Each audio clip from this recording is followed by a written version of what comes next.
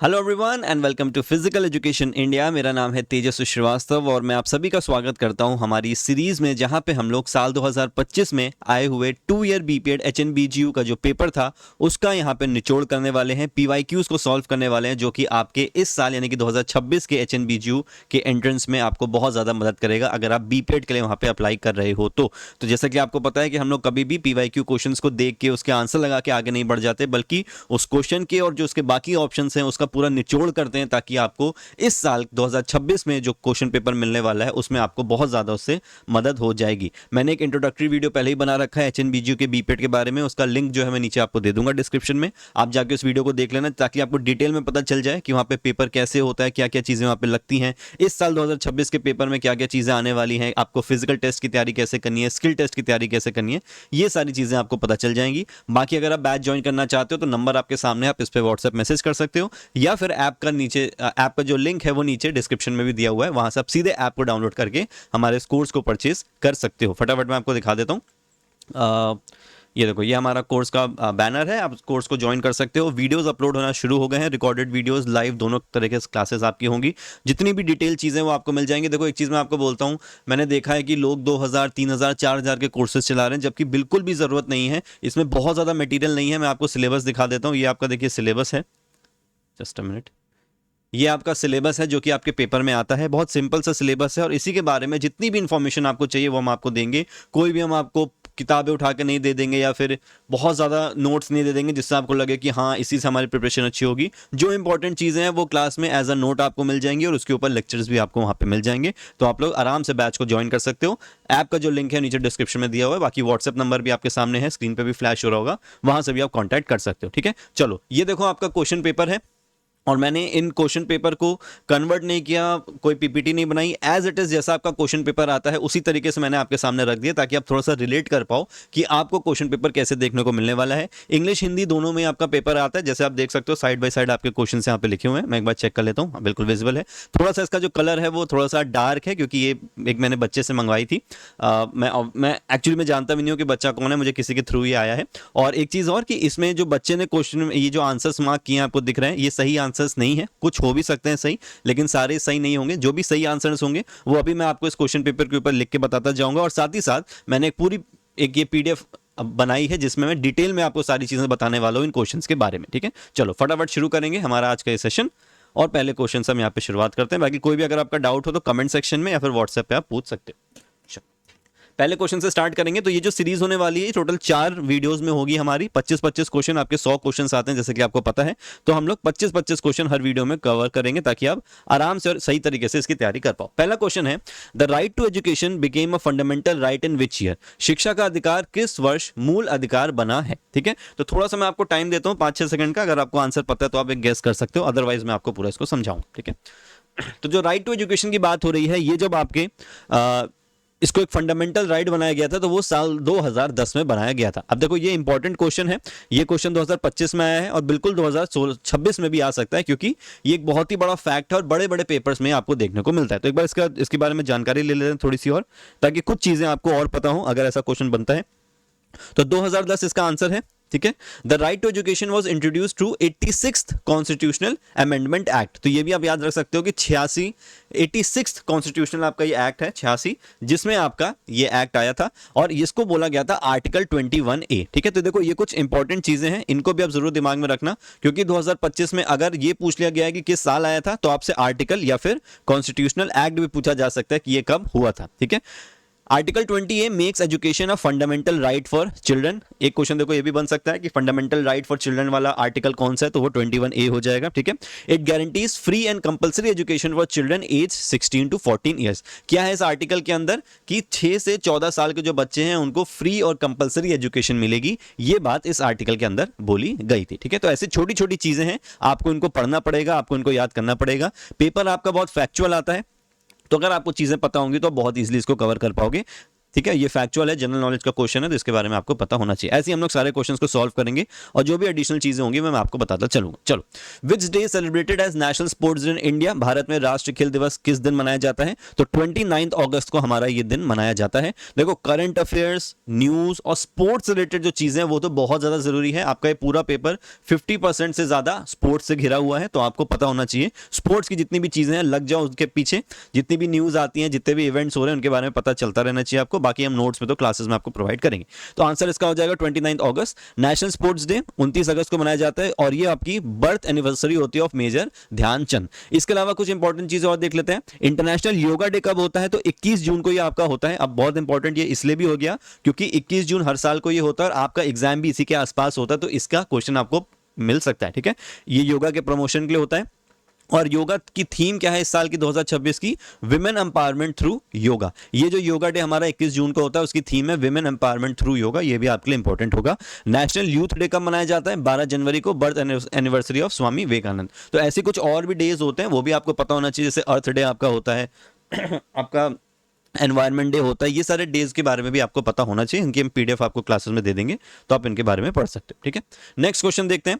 Who is the current speaker of Lok Sabha 2024? तो आप सबको पता है कि जब लोकसभा के सेशंस चलते हैं या राज्यसभा के सेशंस चलते हैं तो उसमें एक स्पीकर होते हैं जो हेड होते हैं, जो सारी मैटर्स को हैंडल करते हैं और सबके लोगों के बीच में जो कम्युनिकेशन होता है उसको हैंडल करते हैं। तो 2024 के लोकसभा स्पीकर कौन है? तो वो है आपके ओम बिरला, और यही अभी करंट में भी है। तो अगर ये क्वेश्चन रिपीट होता है तो भी इसका आंसर ओम बिरला ही रहने वाला है, कुछ और इसका आंसर नहीं होगा।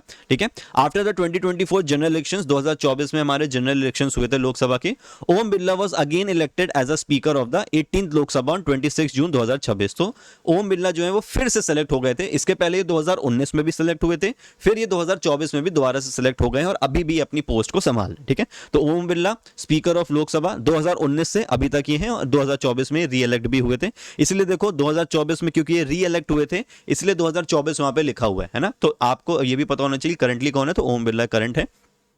राजनाथ सिंह, ये हमारे डिफेंस मिनिस्टर। अभी मैं एक्स्ट्रा क्यों बता रहा हूं क्योंकि देखो ये ऑप्शंस में आपके आए थे राजनाथ सिंह, अमित शाह और पीयूष गोयल, तो इनके बारे में भी आपको पता होना चाहिए। ठीक है, तो राजनाथ सिंह आपके डिफेंस मिनिस्टर हैं करंटली 2019 से ही, अमित शाह होम मिनिस्टर है हमारे, और उसके बाद पीयूष गोयल हमारे union minister of commerce and industry and consumer affairs हैं। तो ये जो हमारे करंट अभी जो होल्डर्स हैं, जो पोजीशन होल्डर्स हैं गवर्नमेंट में, इनके बारे में भी आपको पता होना चाहिए। हालांकि अभी एक क्वेश्चन आपको और देखने को मिलेगा स्पोर्ट्स मिनिस्टर का, तो आप समझ सकते हो कि ये कितना ज्यादा इंपॉर्टेंट आपके लिए हो जाता है। ठीक है, चलो नेक्स्ट क्वेश्चन है कंप्यूटर से। देखो ये आपका आईसीटी से रिलेटेड क्वेश्चन आ गया। ठीक है, इसके भी नोट्स और इसके भी लेक्चर्स आपको मिल जाएंगे क्लास में। HTML is used for. अब HTML होता क्या है? HTML की फुल फॉर्म होती है हाइपर टेक्स्ट मार्कअप लैंग्वेज। क्या होता है ये हमारे सिस्टम में? ये होता है एक वेब पेज डिजाइनिंग का तरीका। जो आप वेबसाइट्स चलाते हो, जो आप पेजेस स्क्रॉल करते हो इंटरनेट के अंदर, उनको बनाने के लिए HTML का यूज वहां पे किया जाता है, जिसको बोलते हैं हाइपर टेक्स्ट मार्कअप लैंग्वेज। ठीक है, फटाफट मैं आपको इसका एक्सप्लेनेशन दिखा देता हूं। HTML is a standard markup language used to create design web pages। तो जो भी वेब पेजेस आप स्क्रॉल कर रहे हो, गूगल खोलते हो, कोई वेबसाइट, फेसबुक खोलते हो, यूट्यूब खोलते हो अपने सिस्टम में, फोन पे, तो उसको बनाने के लिए HTML लैंग्वेज का यूज किया जाता है। It structures content on the internet using tags like headings, paragraphs, images, links, tables, जितनी भी चीजें आपको दिख रही है वो HTML से बनी हुई। ठीक है, अब इसमें देखो ऑप्शन में आपको दिया हुआ है programming, operating system, web page designing, gaming. तो देख लो प्रोग्रामिंग क्या हो गया? Writing software using languages like Python और जावा। तो पाइथन हो गई, जावा हो गई और आपकी C++ हो गई। ये कुछ लैंग्वेजेस होते हैं जिनको यूज करके हम लोग अपने प्रोग्राम्स डिजाइन करते हैं कंप्यूटर में, जो इंजीनियर्स होते हैं वो करते हैं। ऑपरेटिंग सिस्टम क्या होता है? सिस्टम सॉफ्टवेयर लाइक विंडोज और Linux that manages computer hardware. आपने देखा होगा आपके फोन में भी ऑपरेटिंग सिस्टम है, एंड्रॉइड का ऑपरेटिंग सिस्टम होता है। जब आप पीसी में चलाते हो तो विंडोज XP आपने सुना होगा, विंडोज 7, विंडोज 10, विंडोज 11, ये सब क्या है? ये सब ऑपरेटिंग सिस्टम होते हैं जो कि हमारे सिस्टम को चलाने में मदद करते हैं। ठीक है, लिनक्स हो गया, मैक OS हो गया, ये सब क्या है आपके? ये सब आपके ऑपरेटिंग सिस्टम होते हैं। वेब पेज डिजाइनिंग ये हमने अभी देख लिया, HTML की मदद से होता है। CSS, जावास्क्रिप्ट, ये सारी लैंग्वेजेस होती हैं। और गेमिंग तो आपको पता ही है, creating video games using engines like unity, unreal engine. तो ये गेमिंग तो आप समझ जाओगे। ठीक है, तो ये हमारा 5th क्वेश्चन यहाँ पे हो गया। चलो सॉरी, फोर्थ क्वेश्चन हो गया। फिफ्थ क्वेश्चन है which of the following is an output device. इसमें से आउटपुट डिवाइस कौन सा है? Keyboard, mouse, monitor, scanner. क्या होता है आउटपुट और इनपुट डिवाइस आईसीटी या फिर कंप्यूटर के अंदर? इनपुट डिवाइसेस वो डिवाइस होते हैं जो जिनकी मदद से हम अपने कंप्यूटर के अंदर कोई भी इंस्ट्रक्शंस देते हैं। जैसे कि मैं इस पेन से यहाँ पे लिख रहा हूं, मैं जो भी इस बोर्ड पे यहाँ पे लिख रहा हूं ये अंदर जा रहा है सिस्टम में, यानी कि ये क्या है? ये एक इनपुट डिवाइस है। मैं माइक का यूज कर रहा हूं, माइक क्या है? ये एक इनपुट डिवाइस है। तो कीबोर्ड का मैं यूज कर रहा हूं, कीबोर्ड क्या है? इनपुट डिवाइसेस है। जिस भी डिवाइस से मैं इंस्ट्रक्शंस कंप्यूटर के अंदर भेज रहा हूं वो इनपुट डिवाइसेस होते हैं। और आउटपुट डिवाइसेस क्या हो जाएंगे? जो भी कंप्यूटर में चीजें हैं जो मुझे बाहर से दिखा रही हैं, मुझे बाहर एक आउटपुट दे रही हैं, वो सारी क्या हो जाएंगी? आउटपुट डिवाइस हो जाएंगी। जैसे कि स्पीकर हो सकता है, स्पीकर से गाना बजता है, सिस्टम में गाना चल रहा होता है लेकिन वो आपके स्पीकर से आपको बाहर सुनाई देता है। आपकी मॉनिटर स्क्रीन हो सकती है, मॉनिटर पे आपको स्क्रीन दिखती है तो वो आउटपुट है। आपके प्रिंटर्स होते हैं जो प्रिंट करते हैं पेपर को, वो सब आउटपुट है। तो यहां पे देखो आउटपुट क्या हो जाएगा? आउटपुट आपका यहाँ पे मॉनिटर हो जाएगा। बाकी कीबोर्ड ये इनपुट डिवाइस है, माउस इनपुट डिवाइस है, स्कैनर ये भी इनपुट डिवाइस है। स्कैनर आप लोगों ने अगर देखा होगा तो एक मशीन होती है जिसके ऊपर, जैसे आपने फोटोकॉपी मशीन देखी होगी, तो उसी की तरह स्कैनर होता है। पेपर को रख के उसको बंद कर दो तो कंप्यूटर के अंदर वो पेपर आपका अंदर आ जाता है, ठीक है? तो वो आपका स्कैनर होता है। तो यही आपके इनपुट और आउटपुट डिवाइसेस होते हैं। फटाफट इसको देख लो। ये जो पीडीएफ है, ये क्वेश्चन पेपर और ये जो पीडीएफ जिससे मैं पढ़ा रहा हूं, ये भी आपको बैच के अंदर मिल जाएगी, फ्री ऑफ कॉस्ट मिलेगी। तो इसके लिए भी आप ऐप को डाउनलोड करना, नीचे लिंक में जो दिया हुआ है, बैच में जाना, जो भी फ्री चीजें हैं वो आपको फ्री ऑफ कॉस्ट वहां पे मिल जाएंगी। बाकी अगर आपको अच्छा लगे तो आप बैच को भी वहीं से परचेस करके सारी चीजें वहां से ओपन कर सकते हो। टेस्ट पेपर्स आपको मिल जाएंगे, पीवाईक्यूज आपको मिल जाएंगे, जो भी लेटेस्ट लेक्चर्स हैं, स्किल और फिजिकल टेस्ट के लिए जो गाइडेंस होती है वो सब आपको वहीं पे मिले, ठीक है? तो मॉनिटर क्या है? एक आउटपुट डिवाइस है जो कि डिस्प्ले करता है। The most common example computer monitor ही होता है जो कि हमें सारी चीजें यहाँ पे दिखाते हैं, ठीक है? चलो आगे बढ़ते हैं। देखो ये आ गया question, who is the current sports minister of India as of 2025? Current हमारा जो स्पोर्ट्स मिनिस्टर है वो कौन है? फटाफट इसका आंसर करो, 5 सेकंड का टाइम लो, बहुत इजी क्वेश्चन है। तो हमारे जो करंट प्रेसिडेंट हैं that is, sorry current minister जो है दैट इज मनसुख मांडविया, ठीक है? ये हमारे करंट स्पोर्ट्स मिनिस्टर हैं। हिस्ट्री देख लेते हैं। मनसुख मांडविया हमारे करंट मिनिस्टर हो गए। Anurag Thakur served as sports minister from 2021 to 2024। तो जो अनुराग ठाकुर थे ये 2021 से 2024 तक हमारे स्पोर्ट्स मिनिस्टर थे। करंटली ये एक हमारे पार्लियामेंट के मेंबर हैं और सीनियर बीजेपी के लीडर हैं। राज्यवर्धन सिंह राठौर ये बहुत ही फेमस हैं, इन्होंने इंडिया के लिए मेडल्स बहुत सारे जीते हैं। ये भी स्पोर्ट्स मिनिस्टर रहे साल 2017 से 2019 तक, ठीक है? Currently MP from Jaipur rural and active in BJP politics में, अभी भी एक्टिव है। हालांकि मेडल इन्होंने कुछ 2002 या 2004 के आसपास जीता था। उसी टाइम ये बहुत अच्छा खेलते थे, बहुत अच्छा परफॉर्म करते थे, तो इंडिया के लिए उन्होंने बहुत सारे मेडल्स उस समय जीते हैं। और उसके बाद आपका किरण रिजिजू जो कि यहाँ पे आपका थर्ड ऑप्शन यहाँ पे था। किरण रिजिजू कौन है?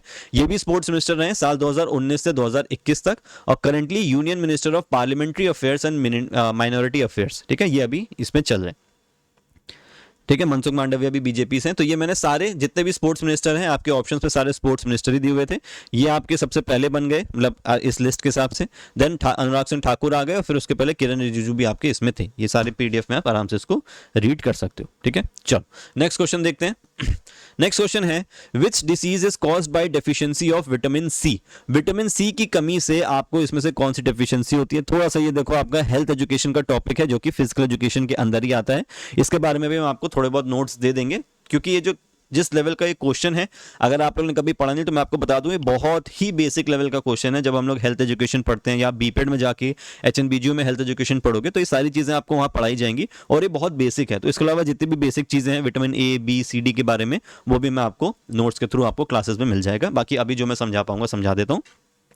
तो कौन सा होता है? तो ये होता है स्कर्वी, ठीक है? स्कर्वी क्या होता है? स्कर्वी एक ऐसी कंडीशन होती है जहां पे आपके गम्स होते हैं ना, मसूड़े दांत के, इनमें से खून निकलने लगता है। आपकी जो इम्यूनिटी होती है वो वीक हो जाती है। आपने देखा होगा विटामिन सी हमें किससे मिलता है? जो हम फ्रूट्स खाते हैं, जो साइट्रस फ्रूट्स होते हैं, जिन फलों में रस होता है, उससे हमें विटामिन सी मिलता है। और अगर उनकी कमी हो जाती है विटामिन सी की हमारी बॉडी में तो हमें स्कर्वी जैसी प्रॉब्लम होती है जिससे हमारे मसूड़ों से खून आने लगता है, हमारी इम्यूनिटी बहुत वीक होने लगती है। तो ये सारी प्रॉब्लम उसमें होती है, ठीक है? तो स्कर्वी इसका आंसर हो जाएगा। मैंने बाकी सारी विटामिन के बारे में भी लिख दिया। विटामिन ए ये हमारी आंखों के लिए होता है, ठीक है? इसको हम लोग रेटिनॉल भी बोलते हैं साइंटिफिक लैंग्वेज में।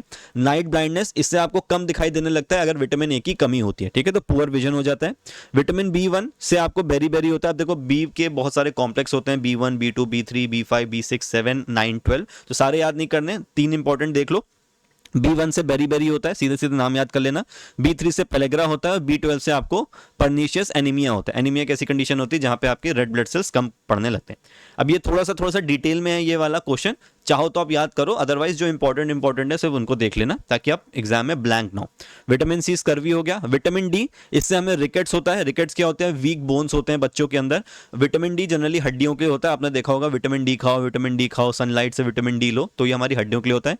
विटामिन ई की कमी होती है तो नर्व और मसल में डैमेज होने लगता है, मसल वीकनेस होने लगती है। और विटामिन के आपकी एक्सेसिव ब्लीडिंग के लिए होता है, यानी कि ये ब्लड क्लॉटिंग के लिए होता है। विटामिन के को हम लोग फाइलेकिनिन बोलते हैं। विटामिन के का देखो क्या काम होता है कि जब हमको यहाँ पे कहीं कट लगता है हमारी बॉडी में, आपने देखा होगा खून बहता है, थोड़ी देर बाद आप देखोगे कि वो सूखने लगता है ना, वो डार्क रेड कलर का हो जाता है, मैरून कलर का होता है और खून हमारा सूखने लगता है। तो उसको सुखाने का जो काम करता है वो कौन करता है? वो विटामिन के ही करता है। और वहीं अगर विटामिन के की कमी हो गई तो ये सूखेगा नहीं और आपका खून बहता रहेगा। तो इसलिए यहाँ पे लिखा है कि एक्सेसिव ब्लीडिंग आपको यहाँ पे होती है। ठीक है, तो ये जो इंपॉर्टेंट है विटामिन ए, सी, डी, ई और के, ये पांचों तो याद कर लो। बाकी अगर बी वाले भी याद हो तो इनको भी कर लेना आप। ठीक है, बाकी क्लासेस में भी कभी अगर मैं पढ़ाऊंगा इस टॉपिक को तो मैं आपको अच्छे से वहां पे भी डिटेल में समझा दूंगा ये। चलो नेक्स्ट देखते हैं, 8th question. Which fitness test is use for explosive leg power? अब देखो ये क्या होता है एक्सप्लोसिव लेग पावर, ये सारी चीजें आप स्पोर्ट्स ट्रेनिंग में पढ़ोगे बीपेड में जाके। बहुत बेसिक्स है ये, बिल्कुल भी घबराना मत कि ये सारे क्वेश्चंस क्या आ रहे हैं, हमने तो कभी सुने भी नहीं। बहुत बेसिक्स हैं, बहुत आराम से हो जाएंगे। एक्सप्लोसिव लेग पावर का मतलब होता है कि कितनी जल्दी आप अपने पैरों से ताकत लगा के किसी भी एक्टिविटी को कर सकते हो या फिर किसी भी मूवमेंट को कर सकते हो। जैसे आप लोग जंपिंग करते हो, है ना, अगर मैं आपसे बोलूं कि स्क्वाट पोजीशन में हो जाओ फिर तेजी से जंप करो, तो वो क्या होगा? वो आपकी लेग पावर को ही दिखाएगा और एक्सप्लोसिव लेग पावर को दिखाएगा। एक्सप्लोसिव का मतलब होता है कि कम टाइम में जल्दी से आप किसी एक्टिविटी को कर दो। ठीक है, तो कौन सा वो हो जाएगा? इसका जो आपका सही आंसर होगा वो होगा वर्टिकल जंप टेस्ट। ठीक है, क्या होता है वर्टिकल जंप टेस्ट? मैं आपको दिखा देता हूं। देखो इस तरीके से ये होता है, ऐसे आपको खड़े होना है, फिर आप ऐसे बेंड हुए और फिर तेजी से जंप करके आपको अपने हाथ से यहाँ पे एक मार्कर लगाना होता है। हालांकि ये सारी चीजें टेस्ट एंड मेजरमेंट और स्पोर्ट्स ट्रेनिंग में आप बाद में पढ़ोगे, लेकिन अभी बस आप इतना याद रख लो कि आपके लेग पावर के लिए होता है। ठीक है, अच्छा एक चीज मैं इसमें आपको और बता देता हूँ, स्टैंडिंग ब्रॉड जंप। अब ये मैं क्यों बता रहा हूं, स्टैंडिंग ब्रॉड जंप भी आपके एक्सप्लोसिव लेग पावर के लिए ही होता है। और स्टैंडिंग ब्रॉड जंप तो इवेंट आपको एचएनबीयू में जाके परफॉर्म भी करना है जब आपका फिजिकल स्किल टेस्ट होगा। तो स्टैंडिंग ब्रॉड जंप की वीडियोस वगैरह देख लेना कैसे ये होता है, और ये आपको परफॉर्म भी करना है वहां जाके, और ये भी एक एग्जाम्पल होता है आपके एक्सप्लोसिव लेग पावर का। ठीक है, इसके बाद देखो ऑप्शन में क्या कहता है, योयो टेस्ट था, तो ये आपके एरोबिक एंड्योरेंस के लिए होता है, यानी कि आप कितने लंबे समय तक परफॉर्म कर पाते हो ऑक्सीजन की मदद से, तो उन्हें एरोबिक एंड्योरेंस बोलेंगे। बहुत ज्यादा डिटेल में नहीं बता रहा हूं, शॉर्ट में समझ लो। सिटअप्स आपने किए होंगे, आपकी जो एब्स के लिए एक्सरसाइज होती है, तो आपके एब्डोमिनल मस्कुलर स्ट्रेंथ के लिए होता है, ये भी आपको परफॉर्म करना है। और शटल रन टेस्ट क्यों होता है? Agility and speed while changing direction. तो शटल रन टेस्ट एक आपका पूरा टेस्ट होता है जहां पे कुछ मार्कर्स बने होते हैं और आपको दौड़ दौड़ के इनको कंप्लीट करना होता है। ठीक है, तो अभी बस आप नाम याद कर लो, इनका प्रोसीजर ये सब समझने की जरूरत नहीं है। तो शटल रन टेस्ट आपका एजिलिटी और स्पीड के लिए ये आपका होता है। ठीक है, एजिलिटी क्या होता है कि कितनी जल्दी आप अपना डायरेक्शन को चेंज कर सकते हो। राइट, चलो, which organ of the body is affected by jaundice? Jaundice बीमारी आपने सुना होगा, तो कौन सा वो ऑर्गन है जो इससे अफेक्ट होता है? फटाफट इसका आंसर कर दो, 5 सेकंड का आपके पास टाइम है। देखो ये जो पेपर है ना, ये पेपर मैं आपको डिटेल में इसलिए सॉल्व करा रहा हूं क्योंकि बहुत चांसेस होंगे कि कुछ इसी तरीके के क्वेश्चंस आपको सेम टू सेम इस साल के पेपर में भी देखने को मिल जाए, इसीलिए मैं आपको ये थोड़ा सा जोर दे रहा हूँ इसके ऊपर। बाकी जब हम लोग लेक्चर्स कवर करेंगे तो वहां पे बहुत सारी चीजें भी मैं आपको अच्छे तरीके से समझा दूंगा ताकि आप उन चीजों को भी पढ़ पाओ। तो देखो जॉन्डिस जब हमें होता है तो हमें प्रॉब्लम होती है लीवर के अंदर। ठीक है, हार्ट में प्रॉब्लम नहीं होगी, लंग्स में प्रॉब्लम नहीं होती है, किडनी में भी हमें प्रॉब्लम नहीं होती है। क्यों नहीं होती? फटाफट देख लो। हार्ट हमारा ब्लड को पंप करता है, खून को पंप करने का काम करता है, तो इसमें जॉन्डिस जैसी कोई प्रॉब्लम नहीं होती है। लंग्स हमें सांस लेने में मदद करती है, ऑक्सीजन कार्बन डाइऑक्साइड पूरा इसका प्रोसेस चलता है इनहेल एक्सेल का, तो ये भी काम नहीं करती है। एल्वियोलीज की मदद से होता है, ये अलग ही चीज हो गई।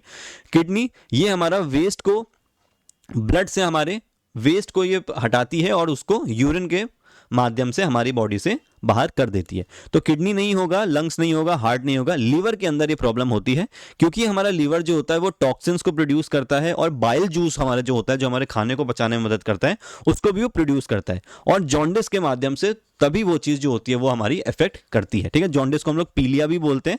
तो ये कहाँ बीमारी हमें हर्ट करती है? हमारे लीवर में जाके ही हमें चोट पहुंचाती है। ठीक है, तो ये कुछ फैक्ट्स हैं, इनको सीधे सीधे याद कर लो।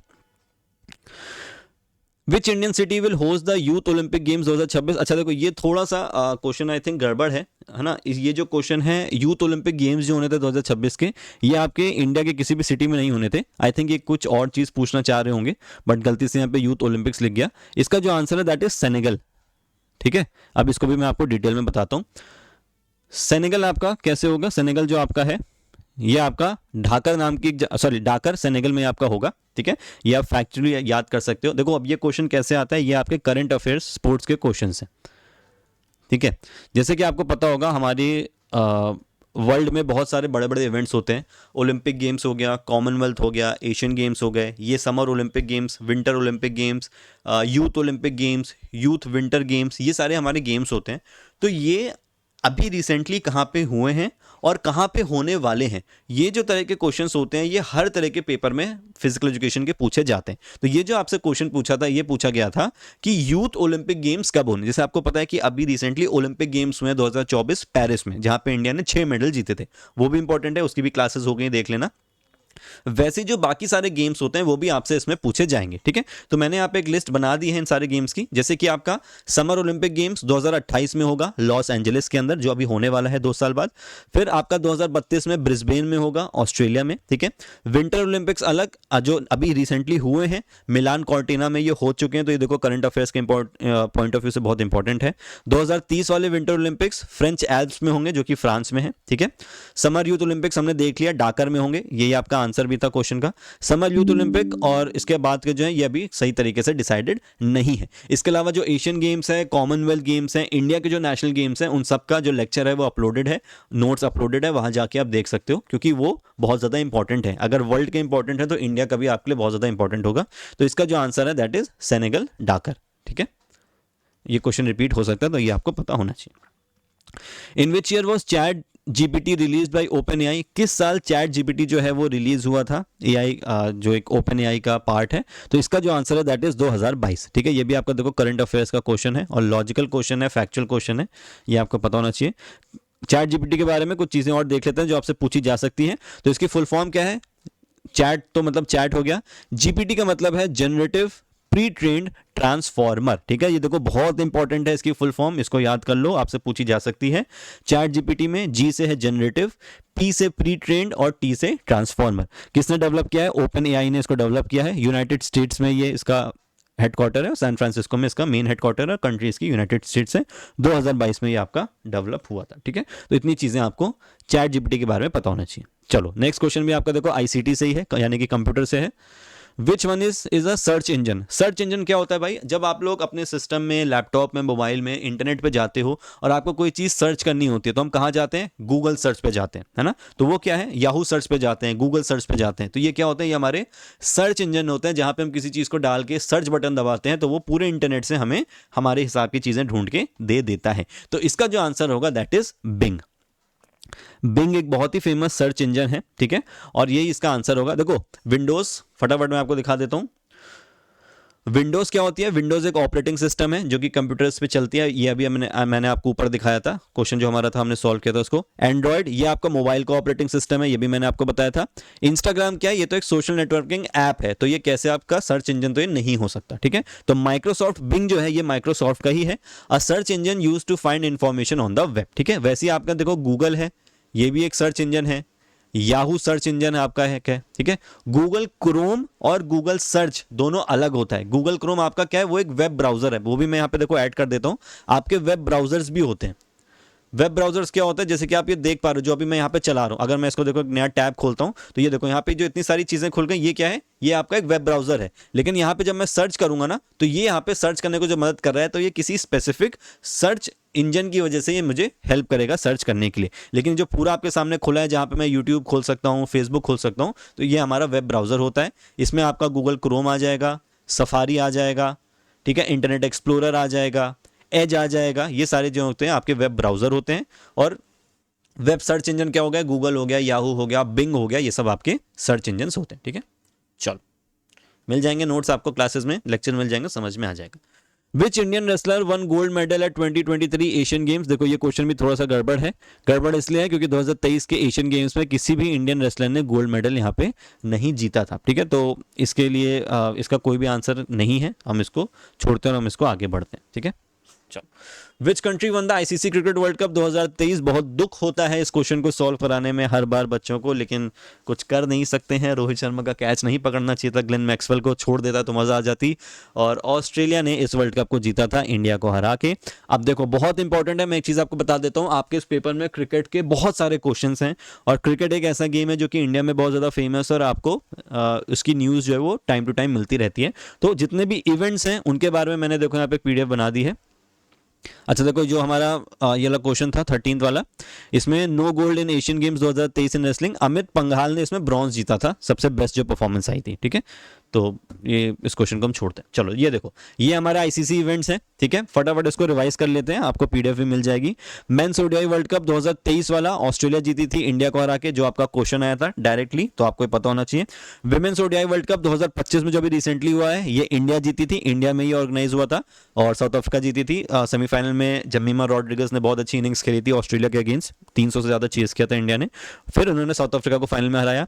मेंस टी20 वर्ल्ड कप अभी हाल ही में हुआ है, आपने कुछ दिन पहले देखा होगा, तो इंडिया ने न्यूजीलैंड को हराया। वुमेन टी20 वर्ल्ड कप न्यूजीलैंड जीती थी साउथ अफ्रीका से, ये भी आपको पता होना चाहिए। वर्ल्ड टेस्ट चैंपियनशिप होती है, साउथ अफ्रीका इसको जीती है रिसेंटली ऑस्ट्रेलिया को हरा के, ठीक है। ये मेजर आईसीसी इवेंट्स हैं, international cricket council. Men's champions trophy 2025 वाली, ये भी इंडिया जीती थी न्यूजीलैंड को हरा के। अब जिसमें जिसमें इंडिया जीती थी वो बहुत ज्यादा इंपॉर्टेंट है, तो इनको याद कर लेना। मेंस अंडर 19 वर्ल्ड कप, ये भी इंडिया जीती है रिसेंटली, 2026 में होता है, इंग्लैंड को हरा के। विमेंस अंडर 19 टी20 वर्ल्ड कप, ये भी इंडिया जीती है साउथ अफ्रीका को हरा के, 2025 में ही हुआ था। तो इंडिया का जो आप डोमिनेशन देख रहे हो क्रिकेट में, बहुत ही खतरनाक सा ये हो गया है, ठीक है। और इसीलिए मैं आपको बोल रहा हूँ कि इन आईसीसी इवेंट्स को जरूर से आप याद कर लेना, क्योंकि ये बहुत ज्यादा इंपॉर्टेंट होंगे। चलो, which team top the overall medal tally at the national games 2025। National games 2025 की कुल पदक तालिका में कौन सी टीम सबसे ऊपर रही थी। तो देखो, आपके जितने भी इंडिया में गेम्स होंगे, खेलो इंडिया यूनिवर्सिटी गेम्स, खेलो इंडिया यूथ गेम्स, खेलो India winter games, tribal games अभी शुरू हुए हैं, खेलो India para games, national games, ये कुछ ऐसे इवेंट हैं जिनके बारे में आपको पता होना चाहिए कि ये रिसेंटली कहाँ पे हुए हैं, किसने जीते हैं और क्या उनका मैस्कॉट था। इसकी भी जो पूरी डिटेल पीडीएफ और लेक्चर है वो अपलोडेड है, तो वो जाके आप देखना शुरू कर सकते हो। मैं आपको क्लासेस ज्वाइन करने के लिए अभी इसलिए बोल रहा हूँ क्योंकि आपके पास टाइम है, लेकिन ये छोटी छोटी चीजें इतनी ज्यादा हो जाती हैं कि अगर आप एक साथ बैठोगे तो कंफ्यूज होगे और याद नहीं होंगी। इसलिए धीरे धीरे अभी से पढ़ना शुरू कर दोगे तो बहुत ईजिली आपके सारी चीजें कवर हो जाएंगी, ठीक है।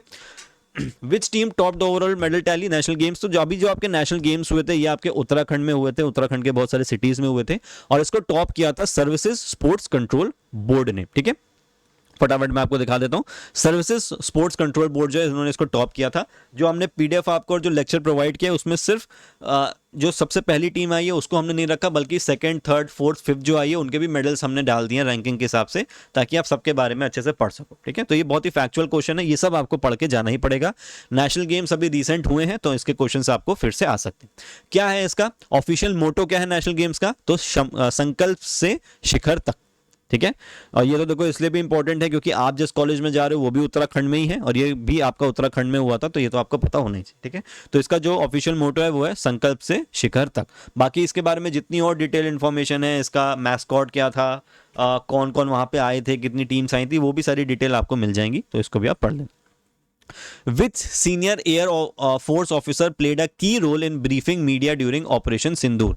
सिंदूर ऑपरेशन के दौरान मीडिया की ब्रीफिंग देने में किस एयरफोर्स अधिकारी ने प्रमुख भूमिका निभाई थी। आपको याद होगा जब ऑपरेशन सिंदूर हुआ था पिछले साल, तो वहां पे एक फीमेल ऑफिसर थी जिनको पूरी रिस्पॉन्सिबिलिटी दी गई थी कि आप आइए मीडिया के सामने बताइए कि आपने ये चीजें कैसे करी। तो इसका जो आंसर है that is wing commander Vyomika Singh, ठीक है। और ये सिर्फ अकेले नहीं थी, इनके साथ साथ दो लोग और थे, आई थिंक इसमें नाम लिखा होगा, हाँ, AK भारती और RR नायर, ये दोनों लोग भी इनके साथ थे। लेकिन जो मेन रोल दिया गया था बोलने का वो व्योमिका सिंह जी को दिया गया था, जो खड़े होकर मीडिया के जवाब दे रही थी और बता रही थी कि किस तरीके से इन्होंने इस ऑपरेशन को कैरी आउट किया था। तो ये नाम भी इंपॉर्टेंट है, और ये भी क्वेश्चन देखो आपके करंट अफेयर से ही आता है। तो करंट अफेयर्स के तो भाई मैं आपसे अभी से बोलूंगा, न्यूज देख लो, यूट्यूब पे वीडियोस खोलना शुरू कर दो, जितना पढ़ सकते हो करंट अफेयर्स पढ़ना शुरू कर दो, क्योंकि उसकी कोई लिमिट नहीं है, ठीक है। करंट अफेयर्स का फिर से एक और question, in May 2025 the world bank revised India 2026 GDP growth estimate to, तो इसका सीधा सीधा आंसर है 6.3%। ज्यादा हम इसमें डिस्कस नहीं करेंगे, 6.3% इसका सीधे सीधे आंसर हो जाएगा। तो ये फैक्ट है, आपको याद करने पड़ेंगे। India's operation Brahma in March April 2025 provided disaster relief to west country. ये भी देखो करंट अफेयर्स का क्वेश्चन है, सारे क्वेश्चन 2025-2026 के हैं, तो आप समझ सकते हो कि करंट अफेयर्स न्यूज में होंगे, इसीलिए आपसे पूछे जा रहे हैं। तो इसका जो आंसर है दैट इज म्यांमार। ठीक है, तो जो आपका ऑपरेशन ब्रह्मा है ये म्यांमार के लिए किया गया था। ठीक है, डिजास्टर रिलीफ के लिए। In May 2024 Google Pay added support for which payment method, तो गूगल पे ने ऐड कर दिया था इसमें रुपे क्रेडिट कार्ड। क्या हुआ था इसमें, जो आपके रुपे क्रेडिट कार्ड ऐड हुए थे, Google Pay added support for RuPay credit cards on UPI allowing users to make UPI payments using RuPay credit card. तो ये रुपे क्रेडिट कार्ड आपने देखा होगा, तो गूगल पे ने इसको अपने साथ मर्ज कर लिया था। तो फिर से देखो, ये कोई ऐसी चीज नहीं है कि कहां से पूछ ली गई, कैसे पूछ ली गई, करंट अफेयर्स का ये आपका क्वेश्चन है। ठीक है, in which city was the 56 national Khelo India kho kho championship held. अब जितने भी हमारे गेम्स हैं, देखो फिर से स्पोर्ट्स का क्वेश्चन आ गया, करंट अफेयर्स का क्वेश्चन आ गया। 56वीं नेशनल खो खो चैंपियनशिप 2025 में हुई थी, तो करंट अफेयर्स का क्वेश्चन है। इसका जो आंसर है that is new Delhi.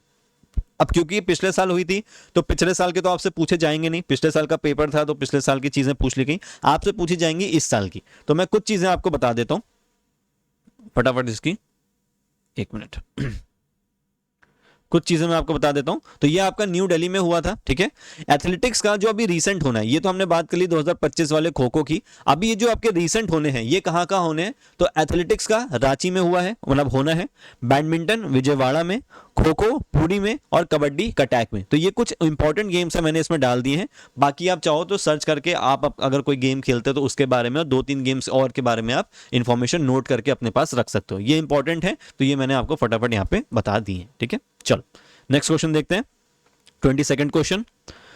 Who hosted the 8th Women's Asian Championships Trophy in 2024? तो एशियन चैंपियनशिप ट्रॉफी किसने होस्ट करी थी, ये इंडिया के अंदर ही हुई थी, तो राजगीर बिहार में ये आपकी होस्ट हुई थी। The 2024 Women's Asian Champions Trophy was hosted in Rajgir Bihar where India defeated China by 1-0। ठीक है, इंडिया ने चाइना को 1-0 से हराया था। अब देखो ये इंपॉर्टेंट क्यों है, 2024 विमेंस एशियन चैंपियनशिप ट्रॉफी, इतना तो लिखा है, लेकिन ये किस गेम की होती है भाई, ये होती है आपके हॉकी की। ठीक है, विमेन हॉकी का ये आपका एक पूरा एशिया लेवल का टूर्नामेंट होता है, जिसमें इंडिया ने चाइना को 1-0 से हराया था। राजगीर बिहार में ये आपका रिसेंटली होस्ट हुआ था।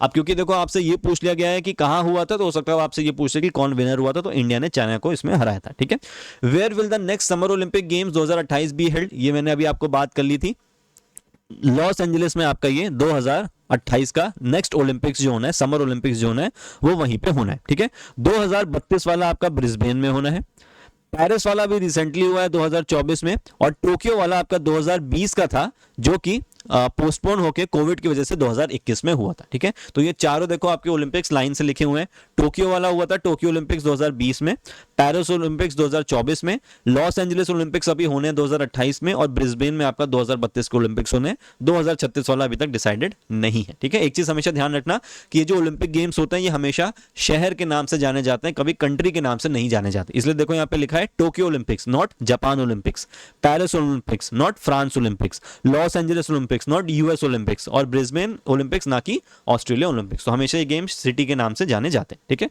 चलो सेकंड लास्ट क्वेश्चन देखते हैं। How many total medals did India win at the Paris 2024 Olympics? तो इसका जो आंसर है वो यहां पे नहीं दिया हुआ है। ठीक है, इसका जो सही आंसर है वो है 6। मैं आपको डिटेल में बता देता हूं।